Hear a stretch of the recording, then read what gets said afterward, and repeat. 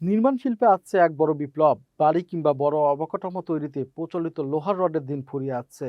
লোহা বা স্টিলের রডের বিকল্প হিসেবে এখন বিশ্বজুড়ে জায়গা করে নিচ্ছে বিশেষ এক প্লাস্টিক রড, যাকে বলা হচ্ছে জিএফআরপি বা গ্লাস ফাইবার রিনফোর্স পলিমার।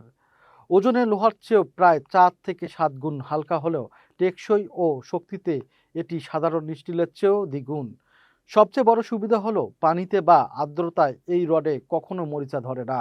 বিশেষ করে সমুদ্র উপকূলবর্তী এলাকা, লবণাক্ত পরিবেশ এবং ভূমিকম্প প্রবণতা অঞ্চল অবকাঠামো তৈরিতে এই প্রযুক্তি আশীর্বাদ হয়ে উঠছে।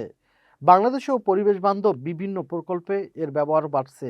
খরচ এবং স্থায়িত্বের দিক থেকে সাশ্রয়ী হয় আগামী দিনে এই ফাইবার রড হতে যাচ্ছে আধুনিক নির্মাণ শিল্পের ভবিষ্যৎ।